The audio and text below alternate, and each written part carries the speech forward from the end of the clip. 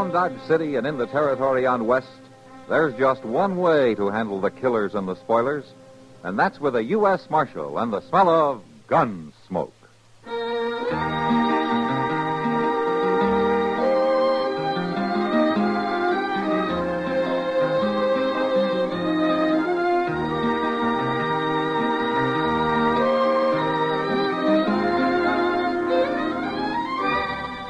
Gunsmoke, starring William Conrad. The story of the violence that moved west with young America. And the story of a man who moved with it. I'm that man. Matt Dillon, United States Marshal. The first man they look for and the last they want to meet. It's a chancy job, and it makes a man watchful. And a little lonely.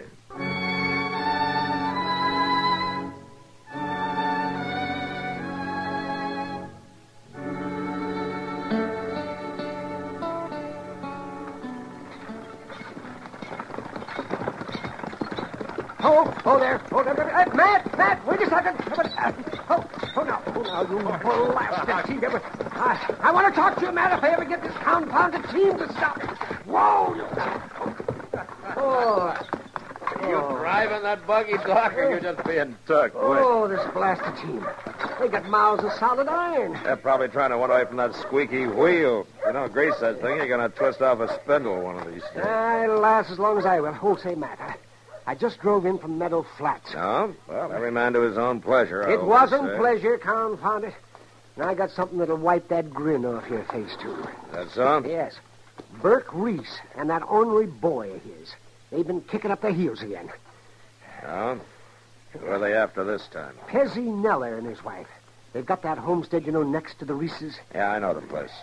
What happened? Well, it seems Burke Reese and his boy kind of hoorah'd him a little bit last night.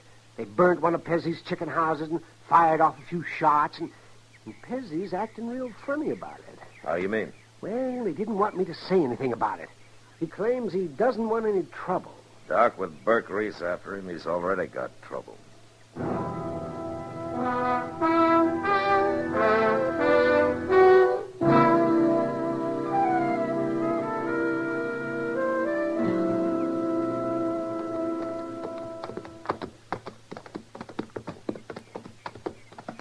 There's old Pezzy, Mr. Dillon, scratching around the ashes there.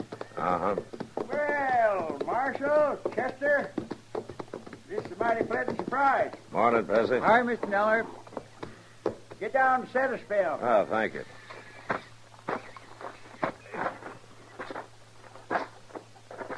Cora's got some coffee on. Be ready directly. Oh, fine. We could do with some. Well, looks like you might have had a little trouble out here last night, Pezzy. Trouble, Marshal? Well, that chicken house burnt right down to the ground. Oh, yeah. Yeah, but the studding ain't hurt much. Be no chore to fix it up. Lose many chickens? Oh, about a dozen, I reckon. Got most of them out, though. Well, you're mighty lucky. Yes, sir. That's just the way I look at it, Marshal. Mighty lucky. It's a downright hollering shame, if you ask me. Pezzy, I understand there were some shots fired last night. Look, Marshal, you hadn't ought to rode clear out here just on account of this little go-around. Well, it didn't amount to a hill of beans. You're a patient man, Pezzy. Just can't abide trouble, I guess. Never could for some reason. Too bad the Reeses don't feel the same way. Isn't that who it was? Burke Reese and that bullying son of his, Spike? Well, I just wouldn't rightly know for sure. It was awful dark last night, Marshal. There was two fellas on horseback. That's all I could tell. Uh-huh. You been bothered before? Oh, a couple of nights this week. Might be the same two fellas. Might not. Hard to say. What'd they do? Oh, just galloped around the house a couple of times, shooting off the guns. Didn't do no harm much, though. Has Burke Reese been trying to buy you off, has he? Well, he did make me an offer last week. Only about a third of what the place is worth, though. Anyhow, I ain't aiming to sell. Neither was Ed Talmadge. He had the homestead north of Reese, remember? Yes, I remember. Reese bought that place for about a third of what it was worth, has he? From Ed's widow. You know, I never could figure who Dry Gulch did that night. Look, Pezzy, if you'll sign a complaint, I'll have both the Reeses locked up inside an hour. Won't do no good, Marshal. It is dark. I couldn't swear in court it was them. And you know what'll happen. You don't even pack a gun, Pezzy. Guns just lead to trouble, Marshal. I'm a mild sort of man, I reckon, and a believer in nature. Like with their herd of cattle. Storm comes up, they just turn their tails to the wind and wait it out. A man can learn a whole lot from animals. Sure he can, Pezzy. But Burke Reese learned his from a mountain lion.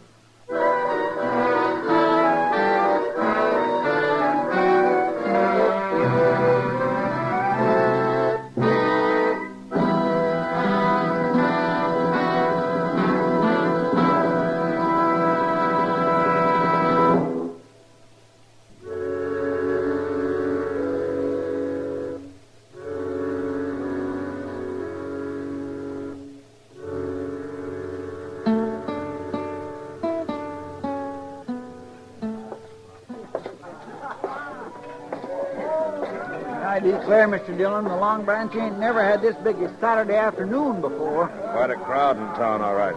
I don't even think we can get up the bar. Well, they edge along the side here. Well, maybe I can do it empty, but it's sure going to be a tight squeeze, ooching out full of beer. You get that full, Chester, and I'll leave you here. Imagine you in here in daylight. Chester needed a beer, Kitty. Oh, he brought you along to chaperone him, huh? Well, I got a hunch you brought me along to pay for it. How you been? No complaints. Look at this crowd. You ever see such a mob? Yeah, from the looks of things, the fights will be starting even before dark. Yeah. Want to have a beer with us? No, thanks. It's too early for me. But if you're around about 3 a.m., I'll have some supper with you. Sounds good. Try to make it. Well, he seems happy enough. That's old Burke Reese, Mr. Dillon. Yeah.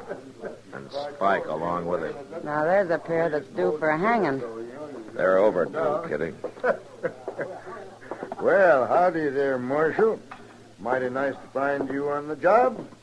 Ain't that right, Spike, huh?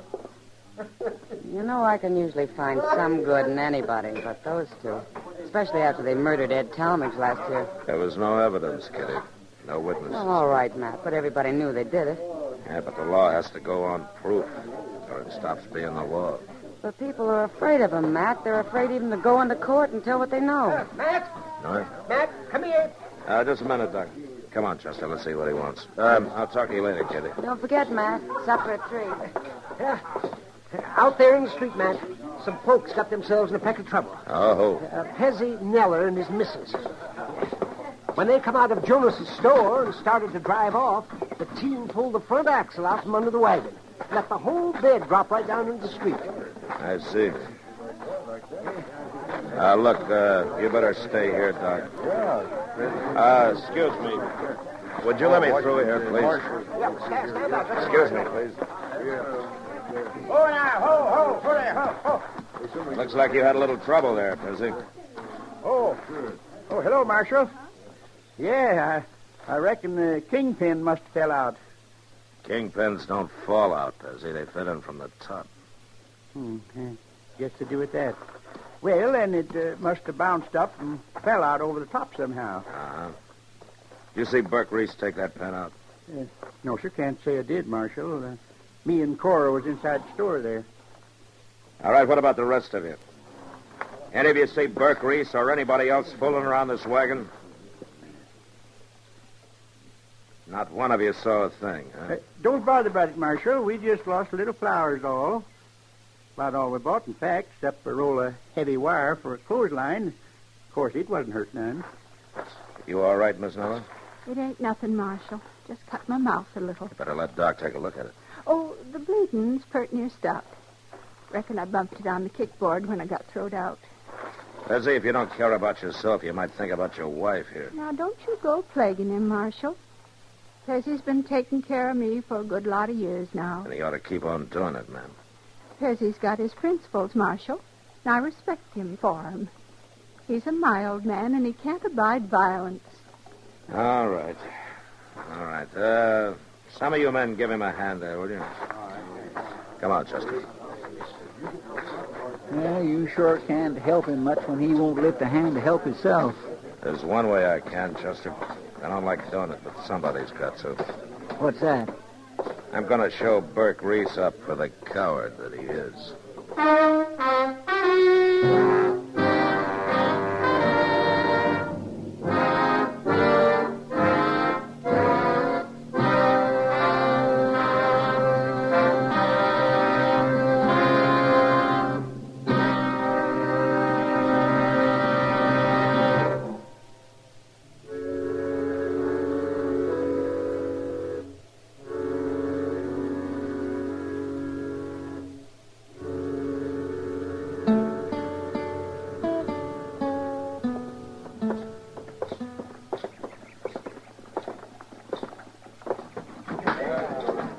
There they are, Mr. Dillon, sitting over there at the poker table. All right, Chester, you move on down there by the end of the bar. Just keep them off my back, that's all. All right, sir. But you watch him, Mr. Dillon, make him be awful mean. What's the trouble out there, Matt? I didn't hear any shooting. Later, Kitty. Right now, you better stay clear. Matt, where are you going?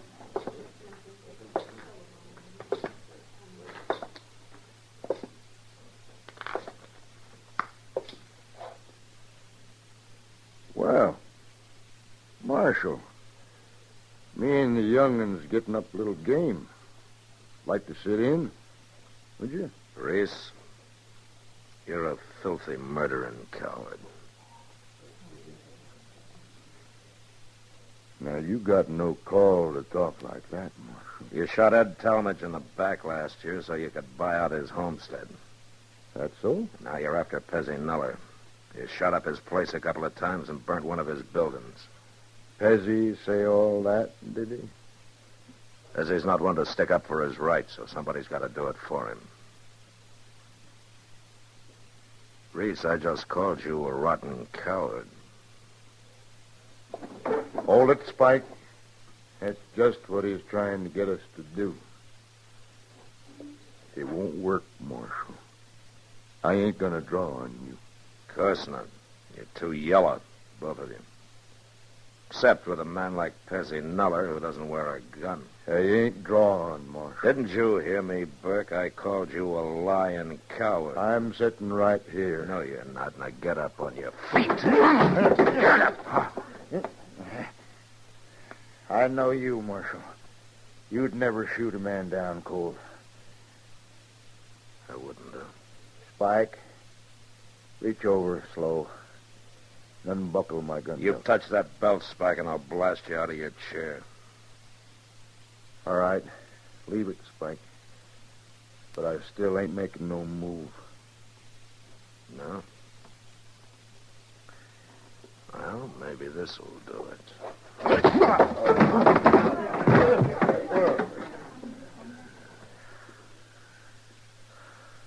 All right, what about it, Reese? I'm staying right here on the floor, Marshal. You sit tight, Spike. I told you, Marshal, no matter what you do, I ain't gonna draw against you. You're a smart one, Reese. You're smart just like a rattlesnake.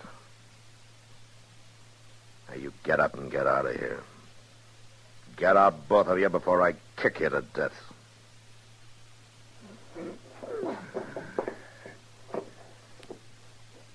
Come on, Spike.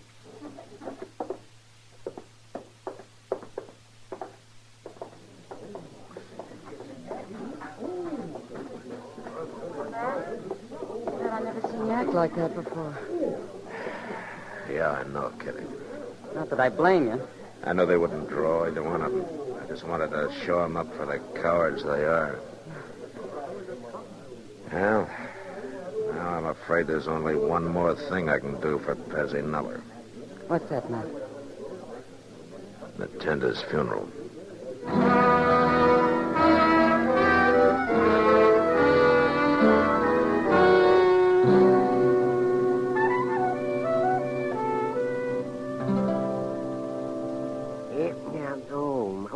Old Chester, this is the worst coffee I ever tasted. I've drunk better embalming fluid. Well, you kept your mouth shut, Doctor, after you'd swallowed 3 whole cups. Well, no wonder my throat was still paralyzed from the first swallow. Well, you're sure losing a lot of sass for being paralyzed in the neck. You want some more, Mr. Dillon? No, not right now, Chester. And by Jim, you complain about it, Doc, but I notice you always come hot-footing over here first thing when you wake up. It's a trial by torture, Chester. If I can live through Chester's coffee, I can face anything the day brings. Well, forevermore, what do you know? Yeah? What is it, Chester? Pezzy Nuller, coming down the street there in his wagon. No? Well, Matt, how do you figure a man like that? He doesn't want any trouble, he says. He can't abide violence. He don't even realize he's on borrowed time. I guess not, Doc. All he was worrying about yesterday afternoon was getting back home and putting up a clothesline for the missus. Just a couple of babes in a forest of wolves. He stopped right out in front here, Mr. Dillon. Marshal Dillon. Now, let's see what he wants.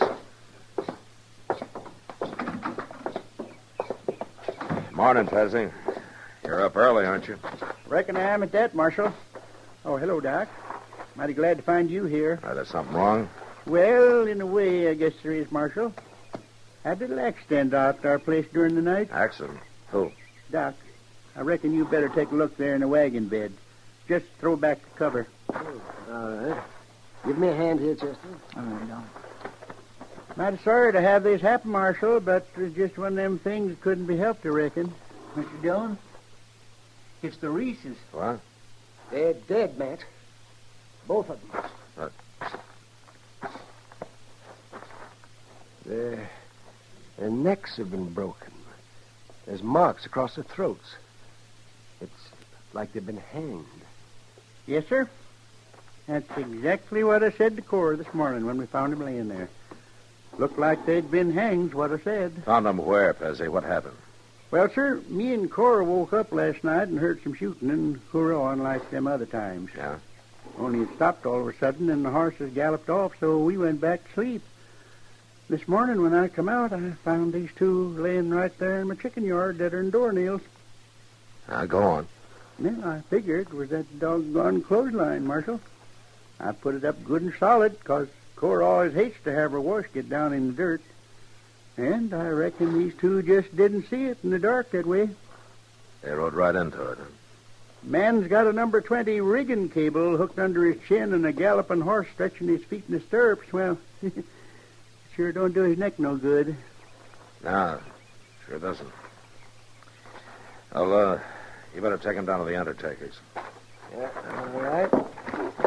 I'll ride along with you, Pesci. Might as well earn my fee. Well, sure sorry to put you fellas out this way, but man can't be expected to go around warning all his neighbors every time he puts up a new clothesline. No, I guess not, Pesci. At that, I got to change the darn thing when I get back home. Put it a foot and a half too high for some fool reason. Why, Cora can't even reach it. Come on, get up, boss. Stop in to see us, Marshal, whenever you're out our way. Yeah, I will, Pesci. Well, Chester, never sell a mild man short. Well, you said them Reeses was overdue for hanging, Mr. Dillon. Yeah. They're sure not overdue anymore.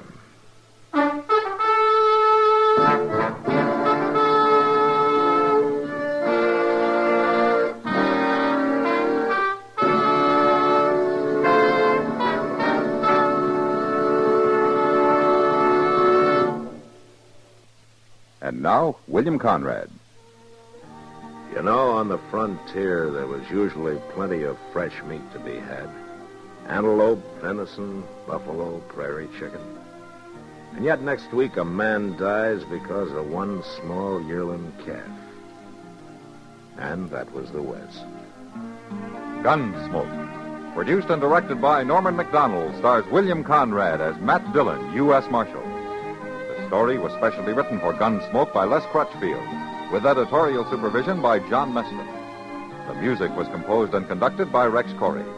Sound patterns by Ray Kemper and Tom Hanley. Featured in the cast were Ralph Moody, John Daner, and Helen Cleve. Harley Bear is Chester, Howard McNear is Doc, and Georgia Ellis is Kitty. Join us again next week for another story on Gunsmoke.